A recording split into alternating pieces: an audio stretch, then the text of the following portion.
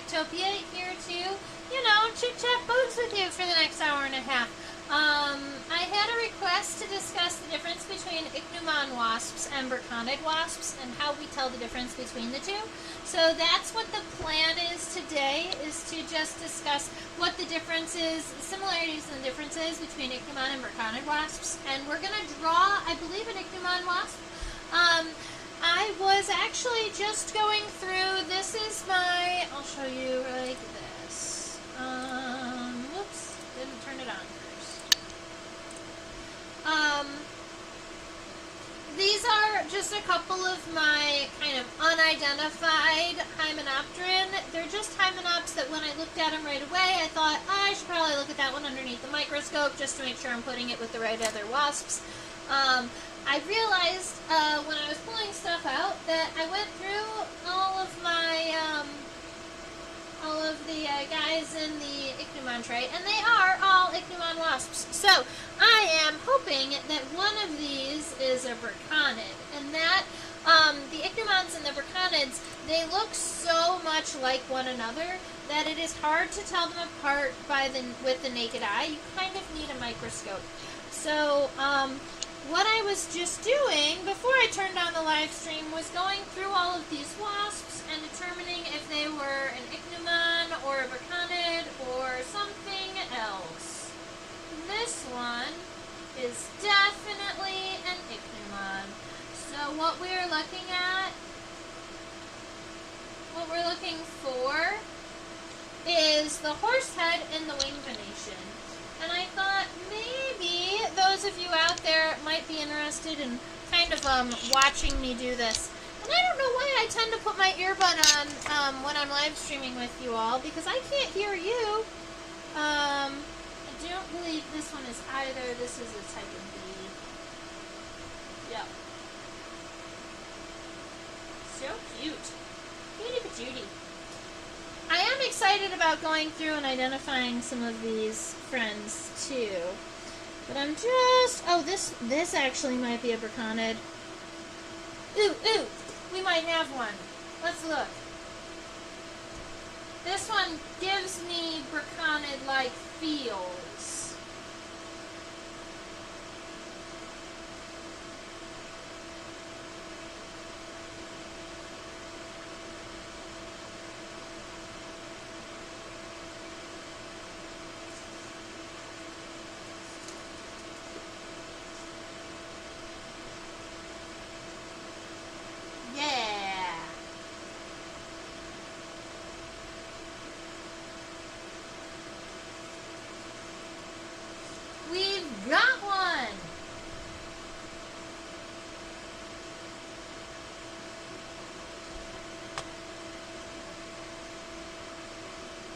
Super cool. Alright, that gives us one Burconid to all of these Ichneumons. My goodness.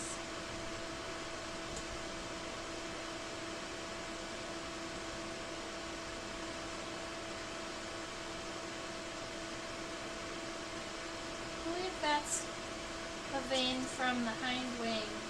But let's look at the other side.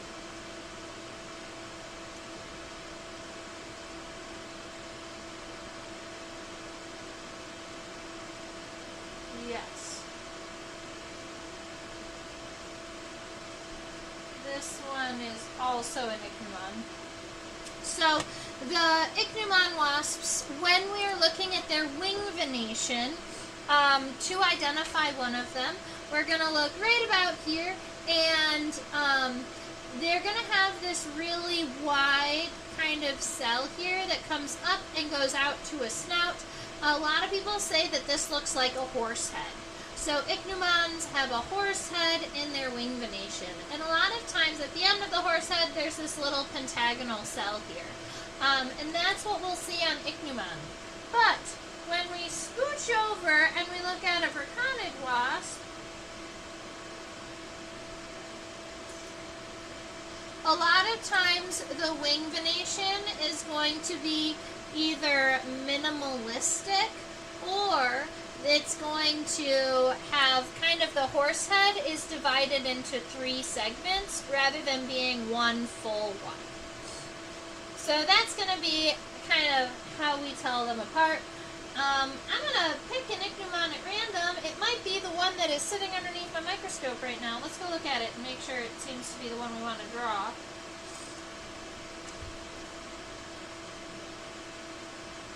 I mean, it's pretty cute. Can I see the hind trochanters? That matters. We can see the hind trochanters. Perfect.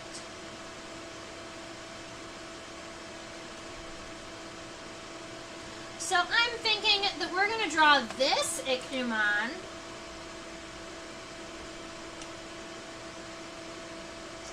I like that its entire body fits underneath the microscope, so I will be able to get you a complete measurement. I'm going to be measuring our specimen from the front of the head to the back of the metasoma, or the back of the abdomen, without the curve. So just from the front of the head to the back of the abdomen. This specimen is 1.2 centimeters long. And the final label isn't printed and put on this specimen yet, but it's from location number 35. Let me go and double check and see where the specimen comes from, because I know that a lot of you like to know that. Oops. Labels aren't plugged into my computer.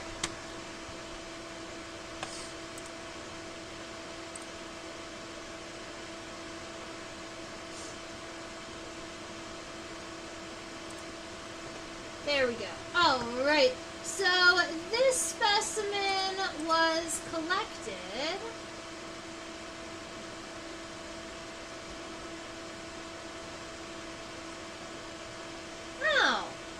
this specimen was collected in a park in Illinois.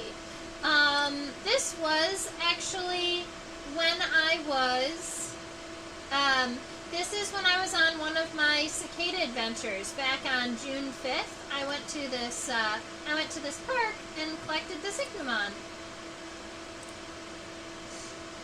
I actually believe Susan, who is normally here during live streams, came with me on that trip. Alright.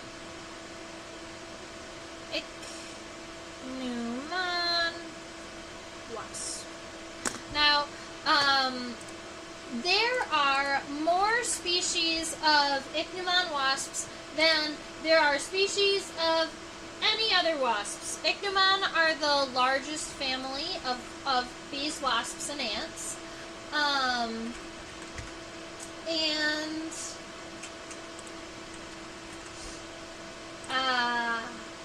The largest family of insects is actually a family of beetles. It's the weevils, the Curculionidae.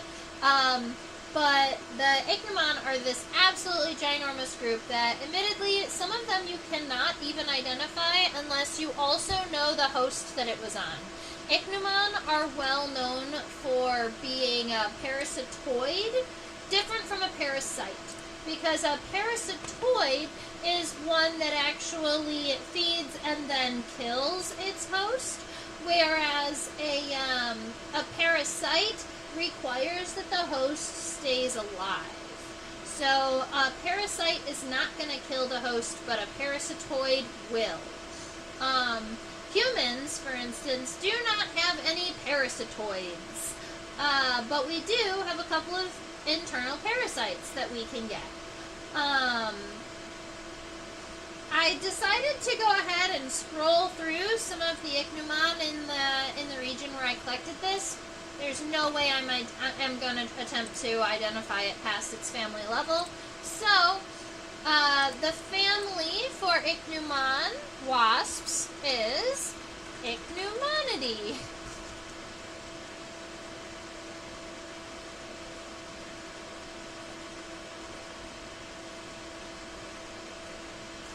Perfect. I'm going to turn my paper sideways so that I can have lots of room to sketch out the body and the legs and all these fabulous parts. I'm noticing that this front leg is kind of over top of the mouth parts here, so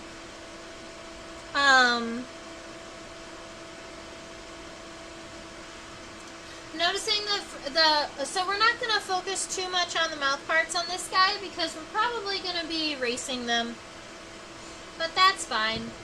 So way up here in the front, I'm going to start pretty low on my paper because there's going to be a lot of growth upwards for the wings, but not a lot of growth downwards. The legs all seem to be nice and pretty even, and I want to keep it that way.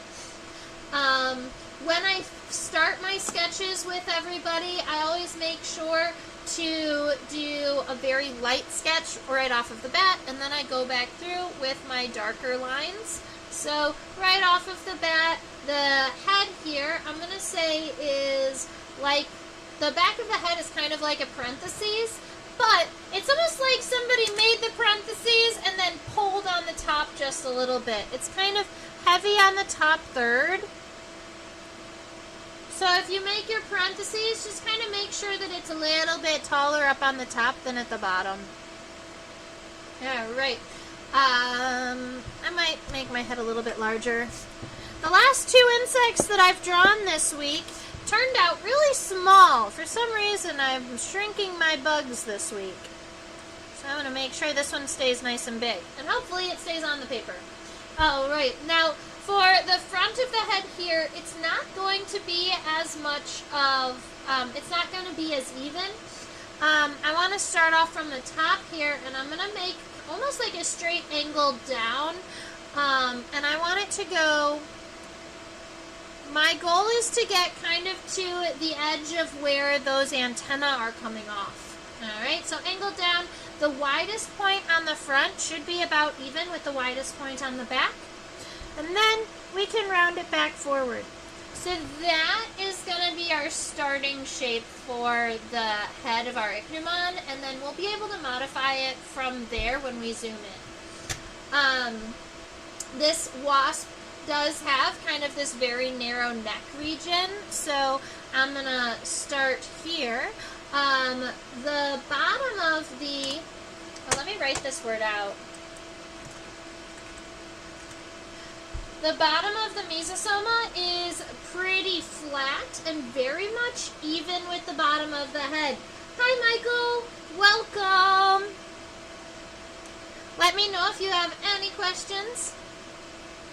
So the bottom, so we call this second region of any bee, wasp, or ant the mesosoma, and generally not the thorax, because the first, that middle region of a wasp actually has the first segment of the abdomen on it. All right, and a lot of times we kind of miss that.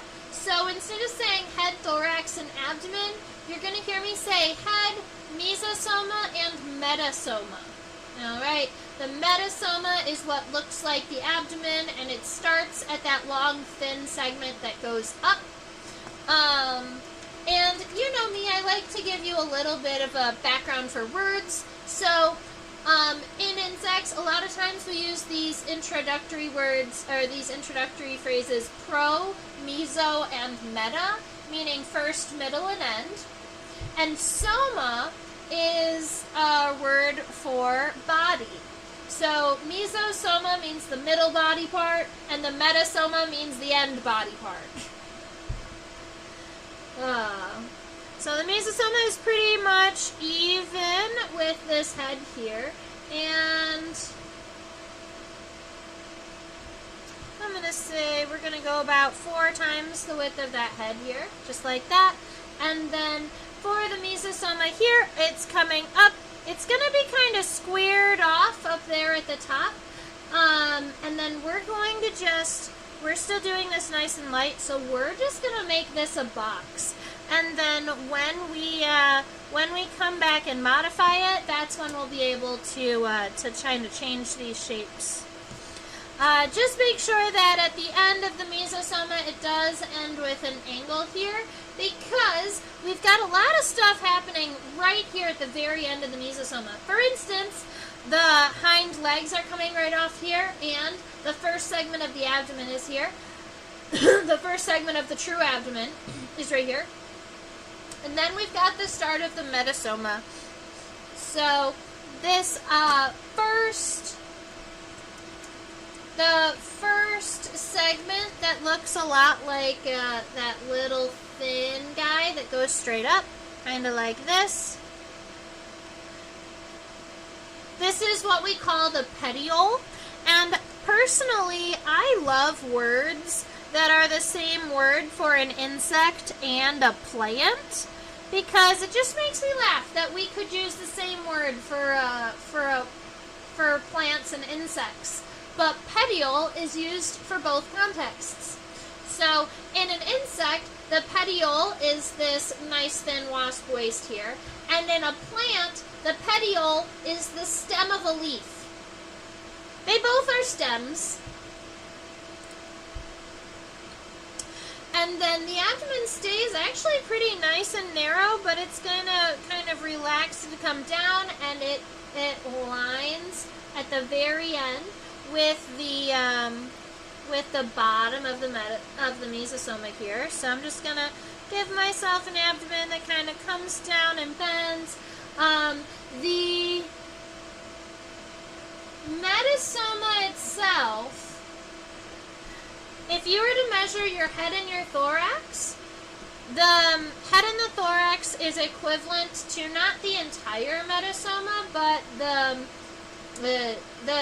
second segment until the end. So all of these segments kind of after the petiole, those are going to be about the same length as the head and the mesosoma combined. And keep in mind, this is just our nice light sketch to start off our wasp. Looks good to me. Then we have wings that are going to be connected. I'm going to shoot a guess right about here. And I just like to give a nice start to the wings so that we know kind of where we're going and an idea on how long this body part is. So it gives us a little bit of an idea. The reason why we start off with something basic like this zoomed out is because when we zoom in, all of the characteristics get really, really zoomed in, really focused, really close, and then it's hard to tell how big one thing is in comparison to another. So getting something like this down just helps us to kind of focus our ratios and make sure that our sketch turns out right.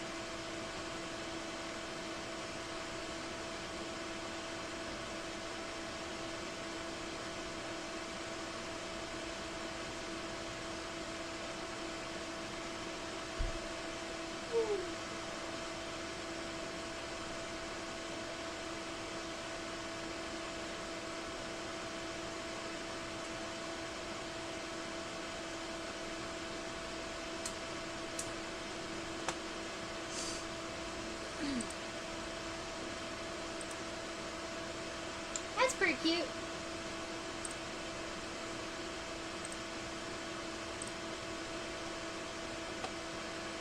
Wow, that's too bright. I guess that works. Alright, so now we are looking at the head of our Ichneumon wasp. So we can see it's got these big, beautiful compound eyes. It's got those wide beginnings of those antennae. It is also going to have chewing mouth parts. A lot of Ichneumon wasps are going to feed on kind of plant juices if they feed on anything at all. So that means that you might find them going to a flower and drinking a little bit of nectar. You might find a couple of them kind of sap feeding a little bit. Most of the times as an adult, they're not going to be predatory. They're just picking up sugars and waters and things to give themselves little bits of bonus energy so that they can go out and mate and start the next generation.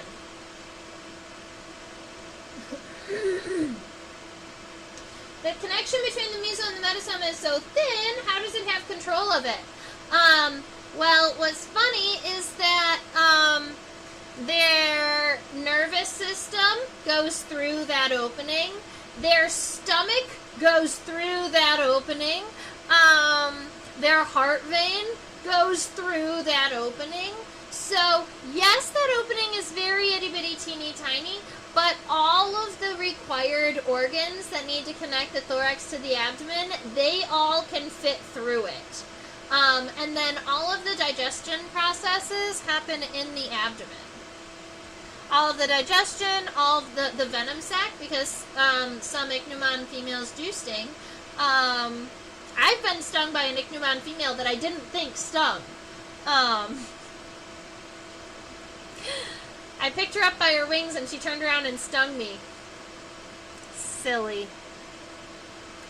Alright. Yeah. Alright, so right here, this is going to be our compound eye. I'm going to come up to that highest point on the head, and the compound eye, I'm going to say, is pretty much straight from that highest point on the head all the way down to about, let's say, about 2/3 down the entirety of the head.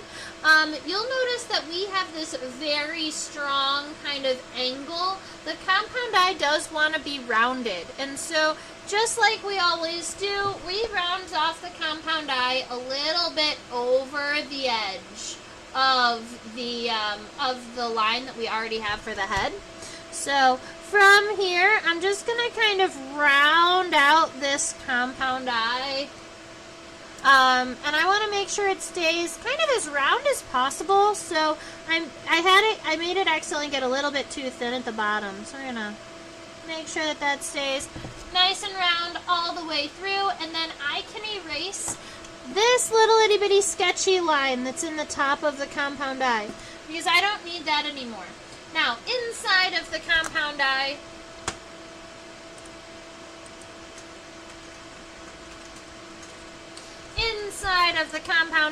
I do like to crosshatch, meaning I'm giving diagonal lines in both directions so that there are lots of little itty bitty individual cells within that compound eye. Sorry, I have some phlegm.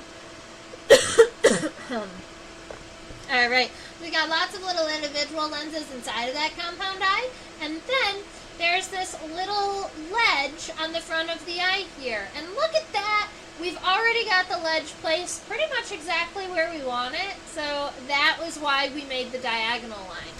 So I'm just going to just solidify that and make this line nice and smooth coming down. Now, I am just going to go ahead and erase, I don't know, this part of the head, kind of like the bottom of the head and where the mouth parts would be. And I'm going to leave those blank until I finish the front legs, and then we can come back and fill in anything that we need to, that the leg doesn't go over. But, oops, that's an egg with a leg. Sorry about that.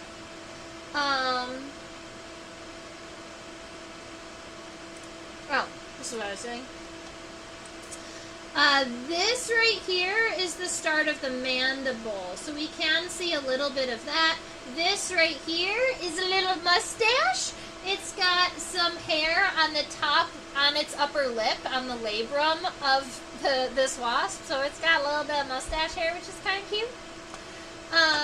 And then we can start these antennae. So, we've got 3 words for the antenna. There is the scape, the pedicel, and the flagellum.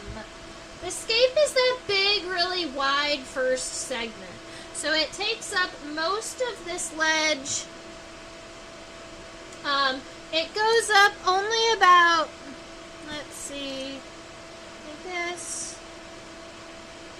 Alright, so that nice big wide segment there, that's the scape. The pedicel is the next segment, and it's honestly very tiny. So it's right here, and it's only this big. Alright? It is still rectangular though, rather than round. So I'm just gonna come in here and give myself a tiny itty bitty little rectangle there. So that is the pedicel. And the rest of the segments on this antenna are the flagellum. Now, in both Ichneumon and Braconids, they have long antenna. I do believe that there is a count in the keys. I think...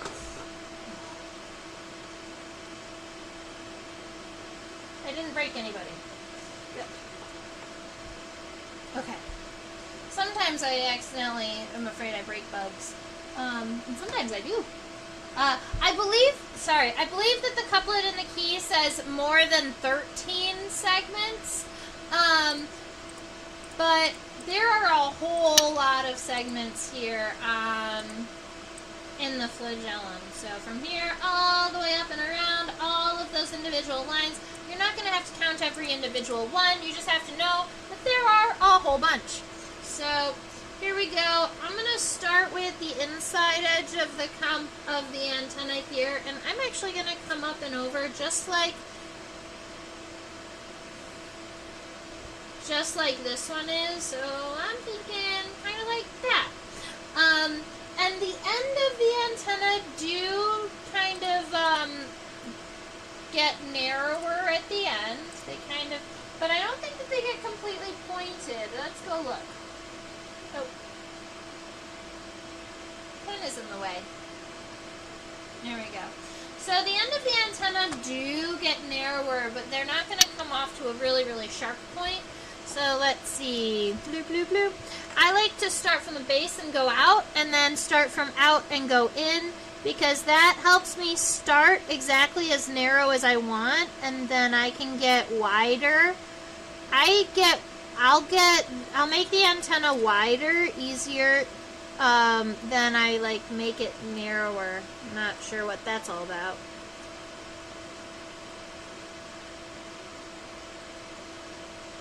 Alright, so that gives us a nice smooth line. I'm just going to go ahead and kind of darken this. There we are.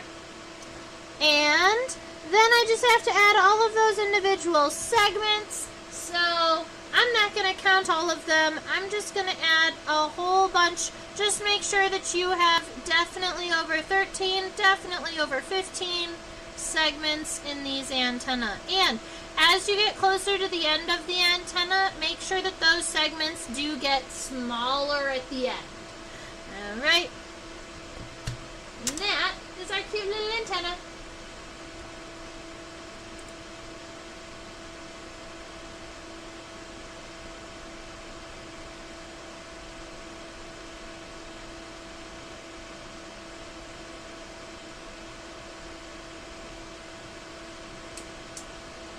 Man, I need more light.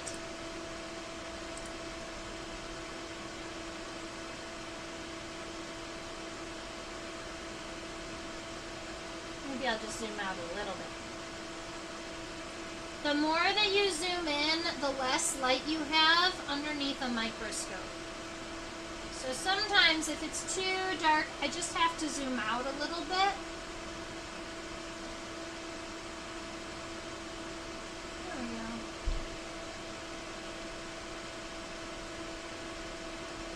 There's the tegula. Cute. Okay. Alright, so now what we are... Oh, I forgot to give you this word. That's fine, I'll give it to you anyway. Long, thin antennae that look like a thread or look like a filament are called filiform antennae. Now we're working in the mesosoma, and there are a couple of things that I see right off of the bat. I'm looking at the separation between the front and the middle leg. There's a pretty good separation there. One of the first things that I look for is this little guy right here. That is the shoulder pad of the wing. It's called the tegula. I'll get you that word soon. And I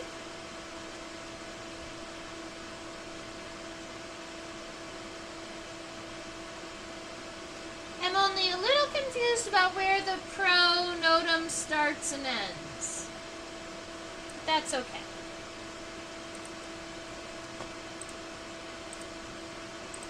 All right.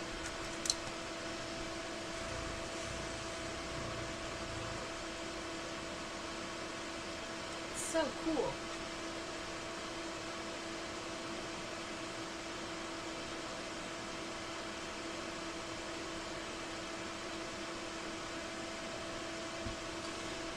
So one of the things that I'm looking at is this front leg here, because I like to, you know me, I like to start kind of at the front of the insect and work our way backwards.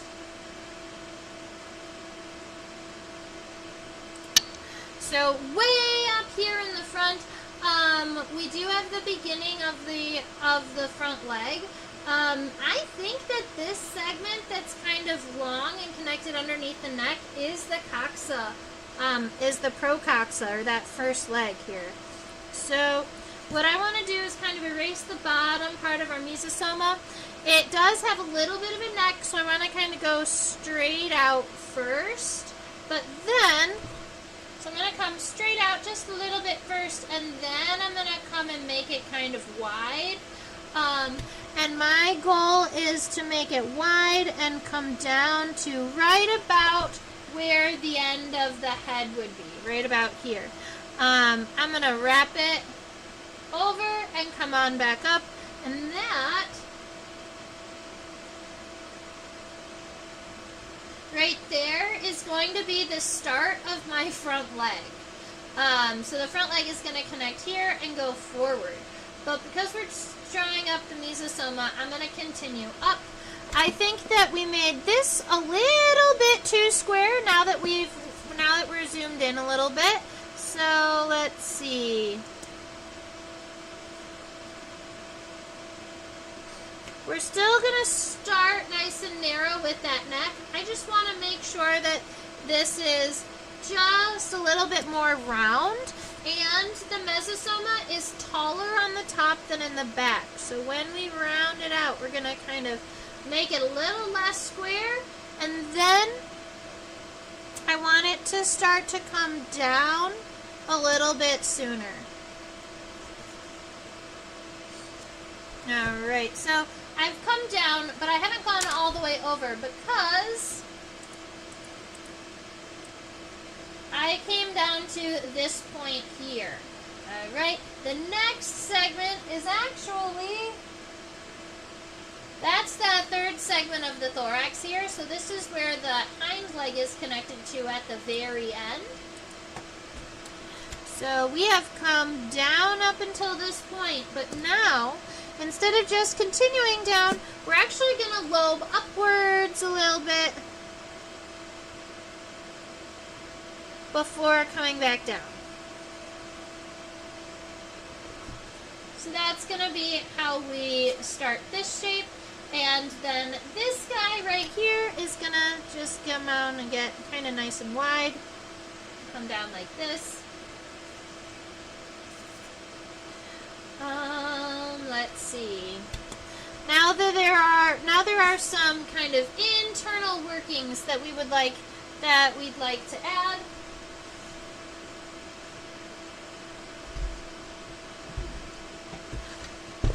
I want my drawing closer to the illustration, so we're going to do it this way. Okay.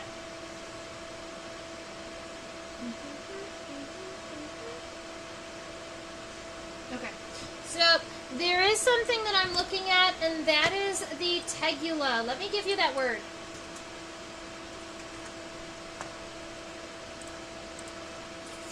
The tegula is right about here. It's the shoulder of, it's like the shoulder pad of a wasp. All right? And it's there to kind of protect the wing, it's there to kind of protect the wing muscles. So I like to get that one in there to kind of base a lot of other things off of. It's this little D-shaped piece at the base of the wing, and it's on an angle, so we're going to start it right around here. Let me erase some of the wing. Right around here. We've got that angle, and then it's a little bit narrower on the top than at the bottom. And that little guy right there, that's the tegula. It's really important, all right? And it has a lot to do with identification in bees, wasps, and ants. You'll read about the tegula all the time if you start to try and key insects out, rather than kind of sight IDing or picture IDing insects. Then I'm going to draw a couple of lighter lines. One of these is that crease that comes up here, comes around the tegula, and then goes up over the body. Kind of like that.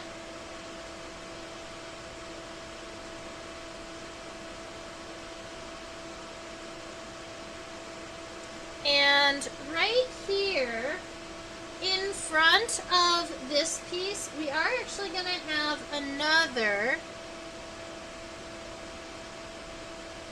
piece that kind of looks like this at the end of this. And actually, I'm going to change the angle here because this is going to be more like this. This one's a little bit wider at the base. So this is where the hind leg gets connected, this is where the middle leg gets connected, and then in between where our front leg and our middle leg are connected, it is more round rather than flat like we already have it. So I'm just going to kind of round, kind of give myself a little bit of a U shape right there, kind of blow it out just a little bit. Love it. So that's going to be how we draw the mesosoma for this wasp. And because the legs don't interact, let's go look at... I kind of want to draw the abdomen next. Yeah. Alright, we're going to draw the metastoma next, and then we'll come back for the legs.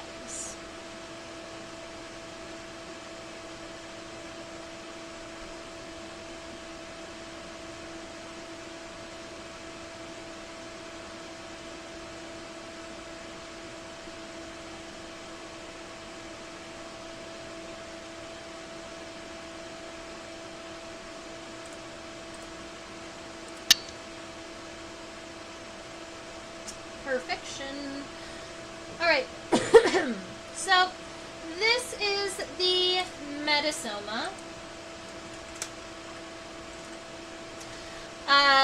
This is the abdomen. It's where all of the digestion happens. It's itty bitty teeny tiny. Jared earlier mentioned that that was nuts.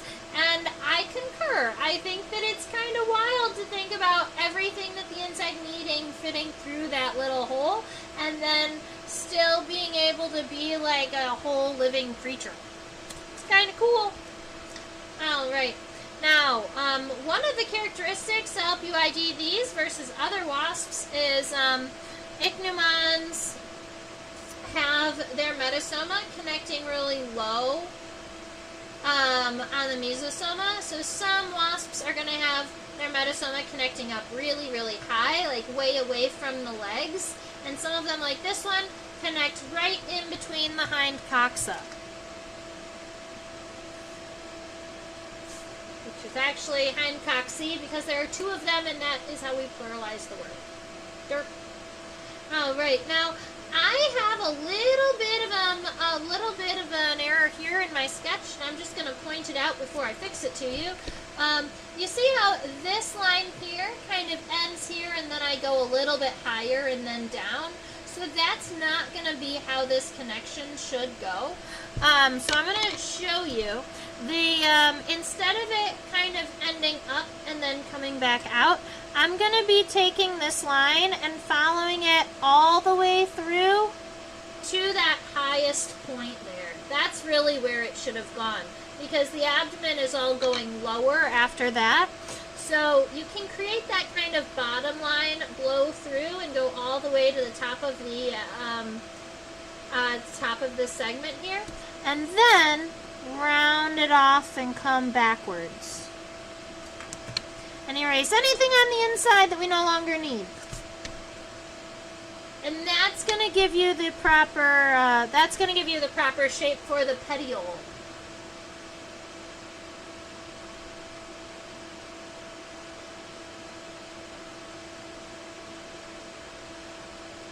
Now, a lot of times when we are drawing insects from a lateral perspective, like we are right now, we talk about the difference between a tergite on the top and a sternite on the bottom, but I am only seeing tergites, so we're not going to worry about a lateral line. They must be really small. Cool. So I count 1, 2, 3, 4, 5, 6 additional segments. Alright, so from here all the way down, there are going to be 6 segments. I'm just going to fix a little bit of shaping here. So at this point, what it should look like is, if you notice that yours needs to be a little bit more shapely, I'd like you to kind of figure that one out right at this moment. I'm going to arch and kind of angle this up a little bit more. I'm just trying to make it look a little bit less straight, a little bit more realistic. Alright, so we've got a decent outline. I'm happy with that. Now, I want this to be a little bit narrower. Yeah! Alright, now we're going to divide this into our 6 segments. The first one being the longest. So the first one is going to come down to right around here. 2 and 3 are both smaller than 1, but are about the same size to each other. So we're going to say 2, 3. And then we have 3 more segments here at the end, and they all decrease in size as they continue on. So I'm actually going to make 2 and 3 a little bit longer. Yeah, that's better. So that's 2 and 3. And then we have 3 more segments here at the end. We're going to go 1, 2, 3. And they get smaller at the end. Now, we've got this all very lightly sketched out, and now we're going to be working on kind of adding those lines as really nice dark lines. So I'm going to be coming back in, and I'm going to be drawing these segments one at a time, individually. And each one of these segments, I'm going to make a little bit bulbous. I'm not going to make it look fat like a caterpillar or fat like a grub, but I do want to kind of make these lines convex so that they, so that it doesn't just look like a straight metasoma. So right here at the base, I'm going to come up, I'm going to make it a little bit wider at that end. And then I'm going to give it that crossover. And erase any of the sketchy lines on the inside. So that's how that segment is going to look. Now, the next segment starts a little bit on the inside of this segment, so there is some like of a gap, and then we're going to go out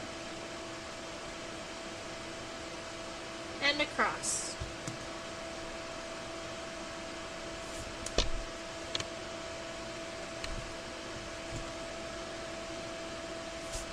Alright, so that is 2. The third one, gonna do the same thing, come through, out, across, and erase those little sketchy lines that we don't need. 3 more. These ones are those dark segments that are a little bit harder to see. You can see there's a little bit less of this like segmentation in it, so you can make if you can make it a little less obvious on these last 3.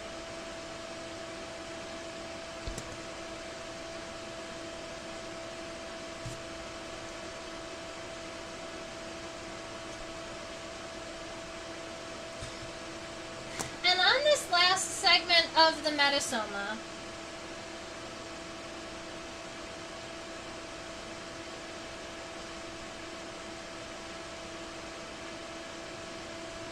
I thought there might be something interesting happening, but there really might not be.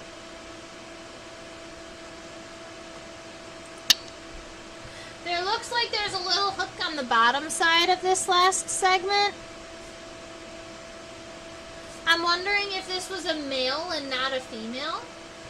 So on this last segment, how I'm going to draw this is I erased that last segment so that I could finish it up nice and small. I'm going to start in the middle of the segment and come down and give myself kind of that triangle. That's going to be that point on the bottom. And then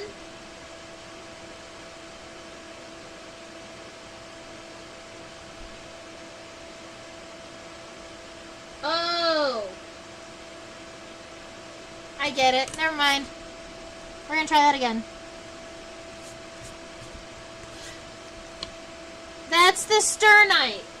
You can only see that one. So we're going to start from the bottom of this segment actually, and I'm going to round it kind of up to where the top of the segment would be, and then come over. And then along the bottom, there's this little bit of a hook, and another segment here. So this is what the end of the abdomen looks like. And then if you want, you can always kind of shade in these segments. So the last three were the ones that were really dark black, so you can kind of shade those in if you would like. And then there is some striping on the first three.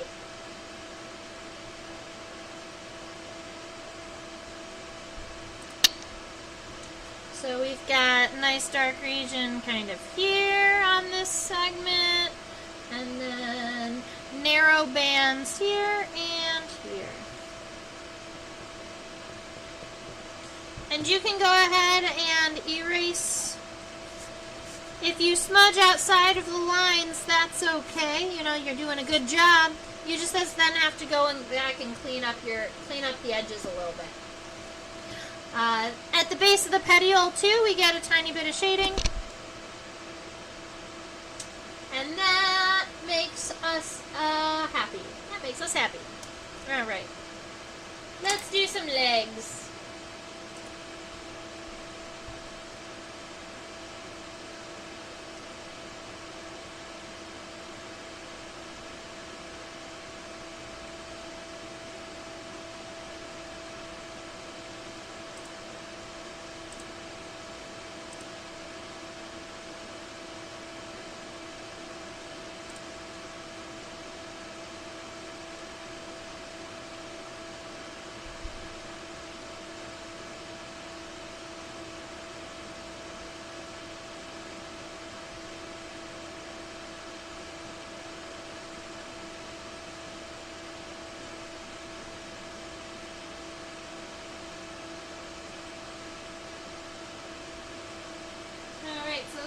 Does not want to be in focus all at once. Let me see if I can rotate it a little bit and force it to.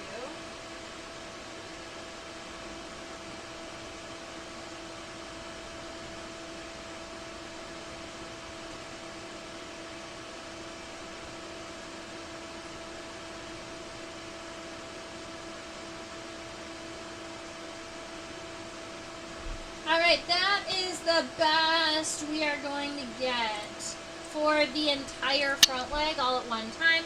We could look at it in pieces, but I think that this is going to be most helpful to us. And then I guess what we could even do is kind of zoom in and go move through this frame, even though it's a tiny bit blurry if we really needed to.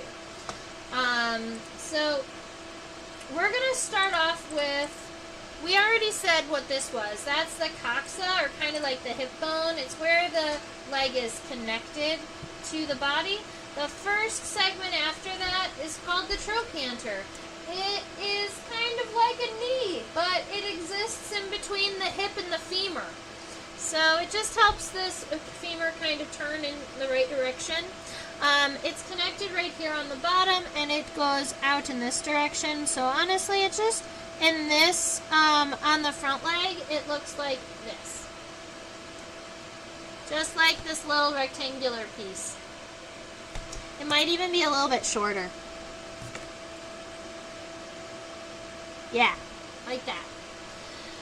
Alright, and then we have the femur, and the femur is wider at it's kind of wide in the center here, and it ends right around near the mouth. So if I was going to start it here, kind of make it nice and wide, and it comes up kind of like so.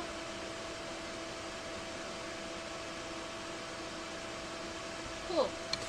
I'm going to finish this headline down to the leg. Happy with it. Alright, so that is the femur moving forward. The tibia, oh, let me give you the other words.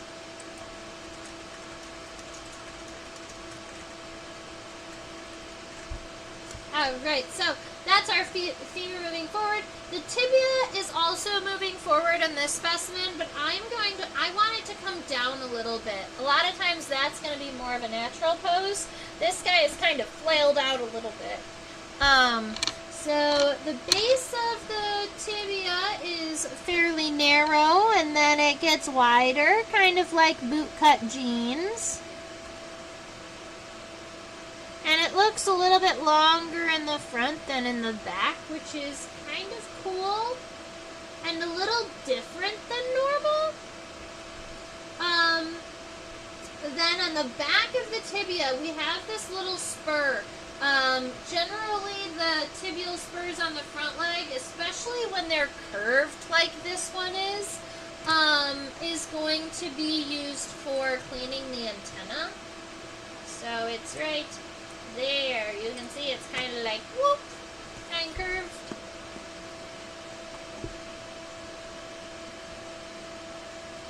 So let's see, kind of like,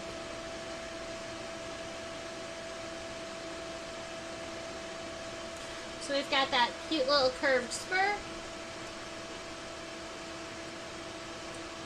And 1, 2, 3, 4,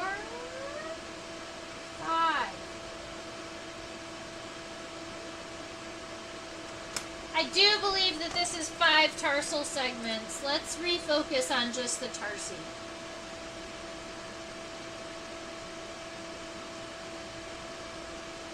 Yeah, it's just one that's kind of turned towards the screen. I wonder if we can see the tarsi better on the other leg. Let me just turn this specimen really quick.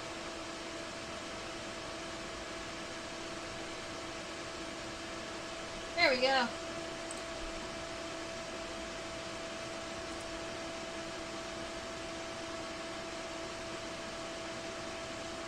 And now you can even see the little pocket that the tarsal spine and the first tarsal segment makes that fits the antenna nice and evenly. That's really kind of cute. Oh.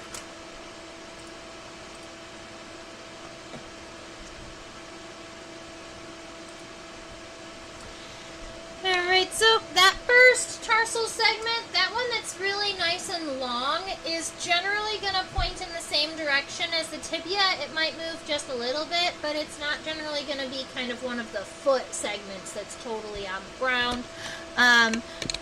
So this one here is going to be smooth on the top, but then on the inside there's that little bit of a divot.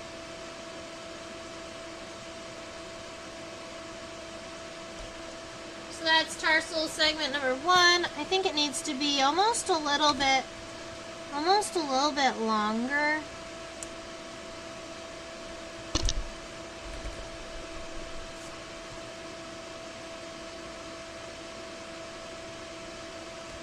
Okay, so that's tarsal segment number 1. Then we've got 3 more tarsal segments. If these were a little bit narrower at the base, I would call them triangular segments. But because they're kind of round at the base and flat on the end, I'm going to call them bell-shaped. So we've got 3 kind of bell-shaped tarsal segments. So that's 1, 2, 3. They get smaller and smaller. Oh, and these 3, I made them go straight, but they should start flattening out, because this is where these last tarsal segments, this is the portion of the leg that's generally going to be sitting on the ground. 1, 2, 3. We got it going forward. And then that last one is what I like to call a raindrop segment. It's narrow in the base, kind of round at the end. And it's got 2 tarsal claws there.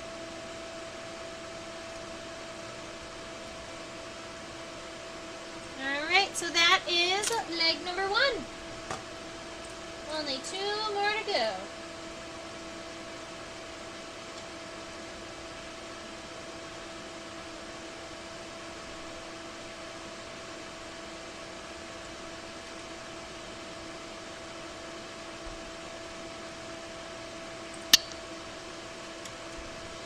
Alright, so we still have a coxa and a trochanter on this one too.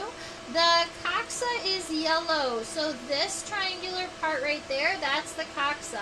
And then there is a little itty bitty smaller segment. I can barely see it right about there, but I'm not sure if you would be able to see it. You can see kind of a line this way and a diagonal line this way.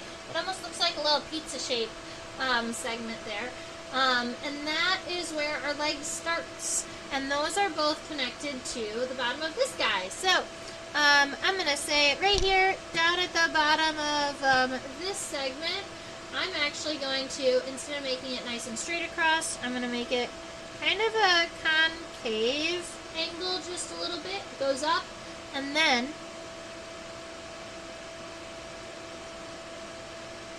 it's like a triangle with the top cut off. That's our coxa for the middle leg. It's right there.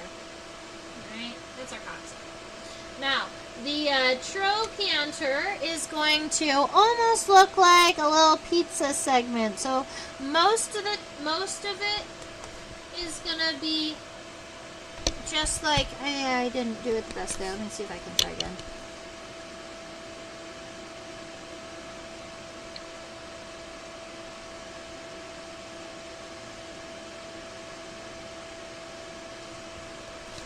Alright, so that's kind of our goal for our trochanter. Kind of narrow the top. It kind of comes down on this triangular shape here. And then the femur is going to be coming up from this. So the femur comes up.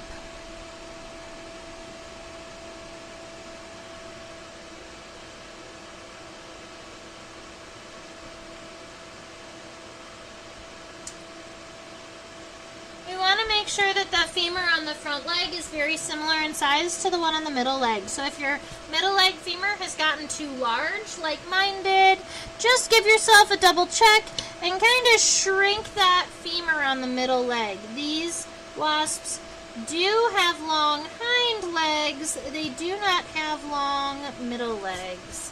So just aim for that same kind of size and you'll be fine. Let's see if I can do it. We've tried twice now.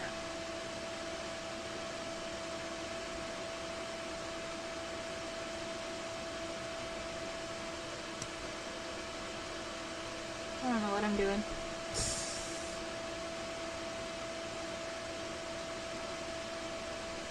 Okay.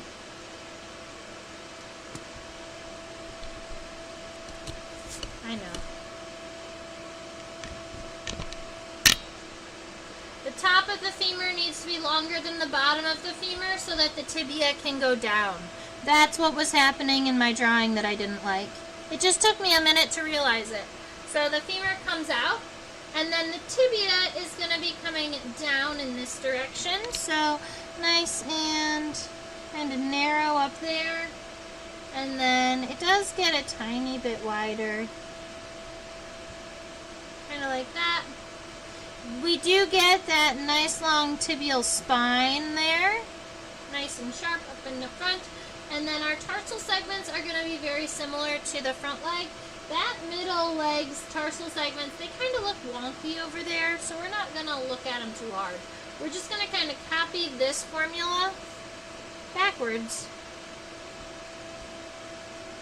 So that is going to be first tarsal segment, nice and long, going in approximately the same direction as the tibia, and then the remainder kind of flattening out. So that is 1, 2, oops, 3, 4,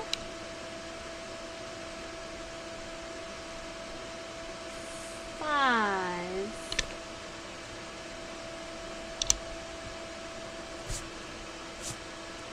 5. Front leg, middle leg.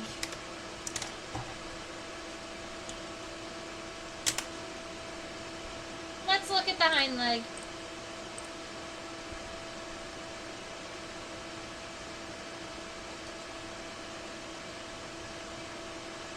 Now the hind leg is longer than the abdomen.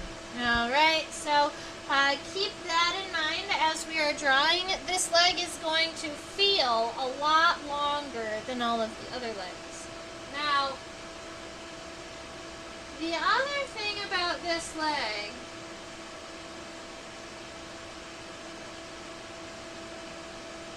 we're looking actually through in between the legs to look at the far side of the leg.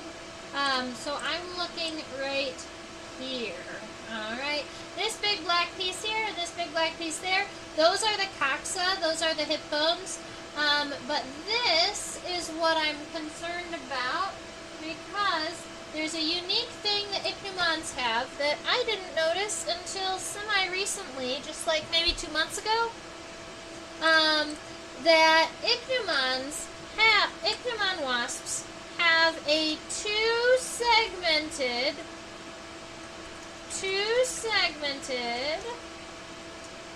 metatrochanter.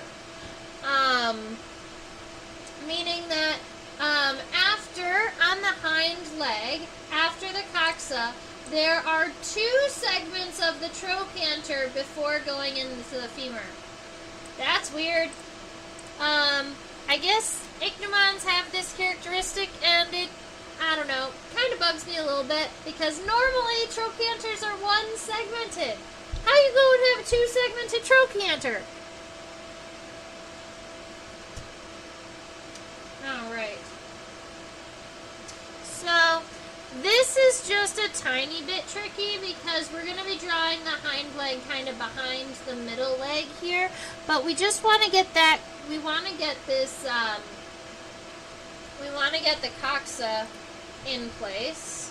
So what I think is going to be most helpful, because I wanted to show that to you, but what I think is going to be most helpful is to zoom out just a little bit so you can see how big and wide those trochanters, the coxa actually are in comparison to the body. So when we're drawing this, it's going to start right about here. It kind of comes out, that coxa, it's coming out, and then it goes up until right about kind of like there, which is about, if you were to take where the black ends on the petiole and take it straight down, that's about where the end of the hind coxa ends. And then the trochanters are going to help point this leg in an upward direction, but the trochanters exist behind this, the mesotibia. So we're not going to be drawing the two-segmented metatrochanter, but I wanted to share it with you anyway, so I did.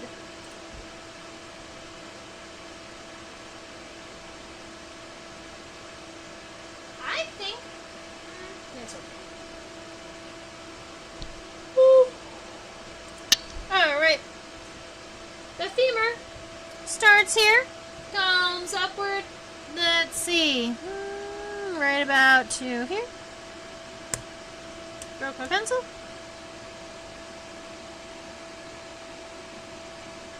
Alright, the femur goes until about, oops, not the end of the third one, but the end of the second one. Change the arch.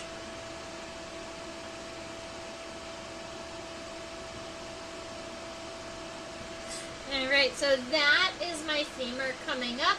Then the tibia coming down is going to come down from here.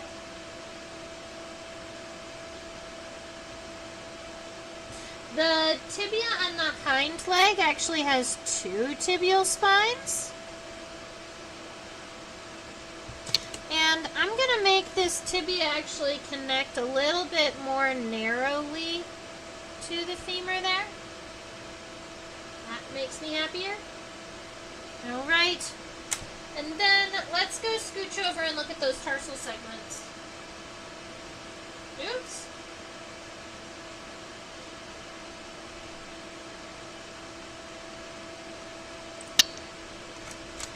So these are a lot more rectangular than the other ones. The first tarsal segment is really, really long. So let's go with something like that, really long tarsal segment. Now the second one is just a little bit shorter.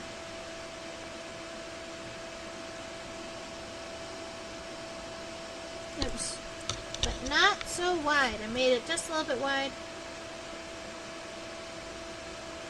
So that's 2. 3 is even shorter.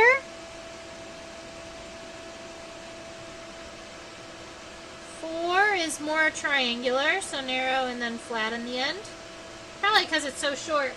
And then 5 is that raindrop segment with the claws. And that gives us the entire body and the legs. Now all we have to do is focus on the wings of the Ichneumon.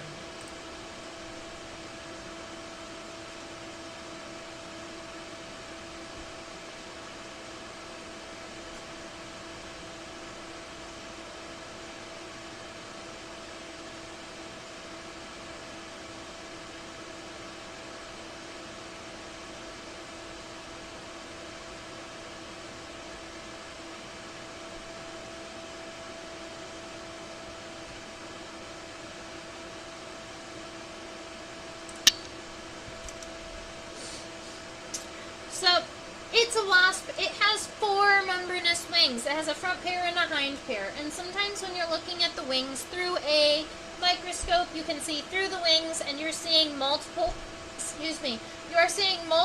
layers of wing venation. Now, that's not actually true. So, there you can see more veins on this wing than actually exist because you're also looking at the hind wing venation underneath. So we're just going to focus on drawing the front wing, because normally it's the front wing that is on the outside.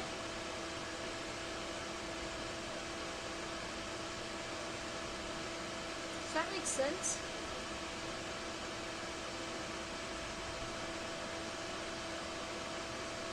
Yes. Okay. So, starting right here underneath the tegula and coming up, our wings.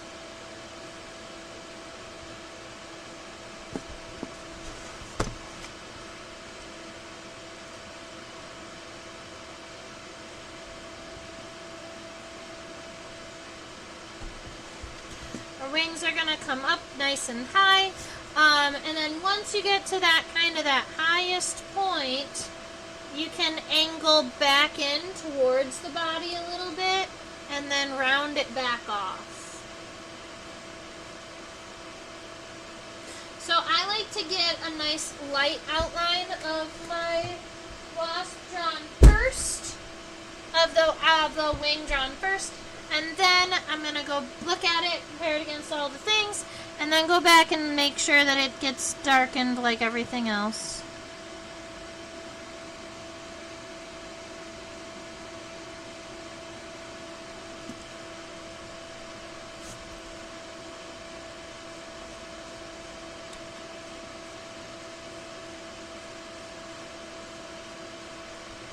Very good. Alright, so there's a couple of things that I worry about when I'm drawing the wing venation on an Ichneumon.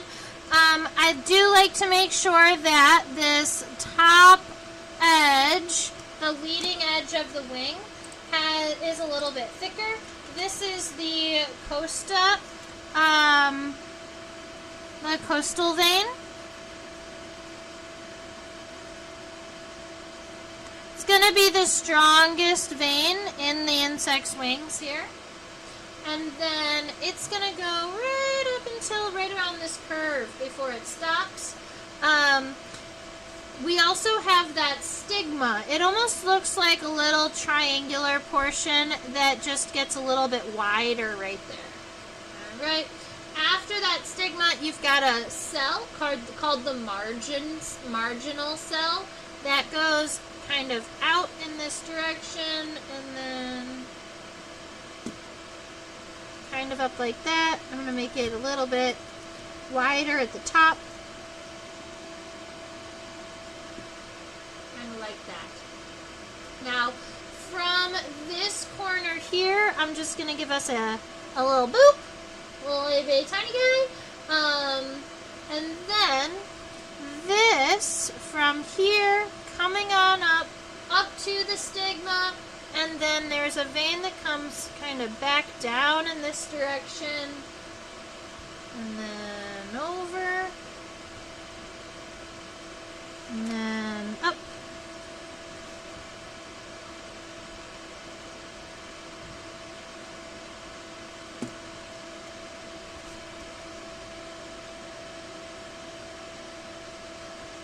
Alright, this is your identifying characteristic for an Ichneumon wasp. Making sure that you get this horse head shaped cell in your wings. Alright, that's the important one. All of the other ones don't matter as much. In front of the horse head, you've got this little bitty cell. It almost looks like a little pentagon. It goes boop, boop, boop, boop, boop. Just a little guy. And then you've got that big one kind of underneath that arches out a little bit like this. Comes down from here. Connects over. And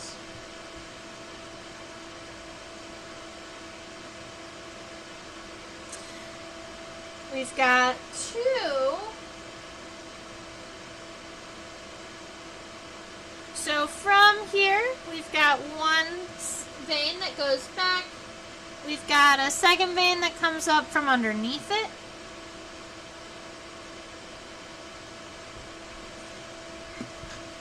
Creates a little bit of a this kind of cell here.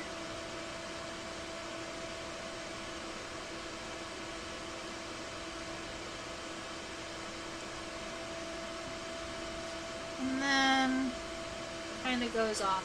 But really, as long as you've got this guy there, that's what matters on our Ichneumons' wings.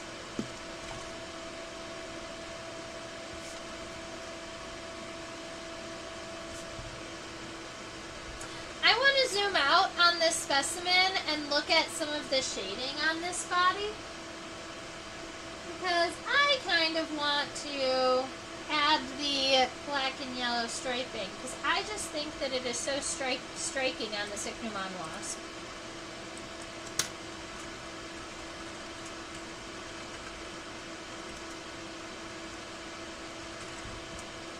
Alright, so right around here, we've got a really dark mesosoma. So I'm just going to go ahead. The coxa is yellow, but the whole mesosoma is pretty dark with the exception of the very end of it here. So I'm just going to drop a little bit of graphite in that region and kind of shade that in a little bit. And then we have the hind coxa here is nice and dark. And the end of the tibia and the tarsal segments on the hind leg, along with the entire femur on the hind leg. But the front and the middle legs are yellow. Cutie.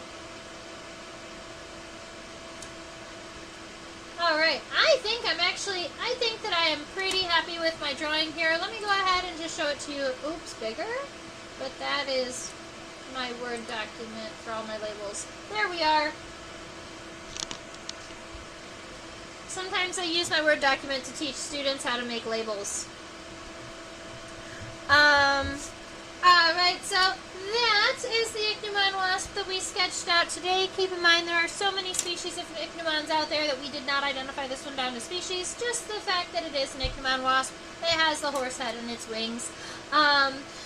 So, very, very good. I'm so happy that you all joined me for this time. We've been hanging out for just a little bit over an hour now at this point. There it goes. We've been hanging out for a little bit over an hour at this point, and I think it's ready to say goodbye. Here's just our reminder. Right up there, that's my reminder to let you on a platform called OutSchool. That is a platform for students ages 5 to 8, 9 to 12, 13 and up. Those students can take classes with me weekly. We do insect studies where we do fun kind of marker drawings of bugs, and we look at different life cycles. Like, let's see, what's one we did today? We did longhorn beetles today. So we did this. That was fun. We talked all about longhorn beetles' life cycles and how they have heat sensors. Also, please make sure you subscribe to my channel so that you get a notification when I'm putting out new content. If you really sincerely enjoyed hanging out with me today and you want to help support my work and help support my business, feel free to drop a tip down in the PayPal, and right about there, that is my email address. So if you have really cool art or a fun bug that you don't know how to identify or anything like that, feel free to shoot me an email, reach out, ask me all of the questions. I love hearing from the people. So I hope you have a fabulous rest of your week, and I look forward to seeing you next week. Stay buggy. Bye.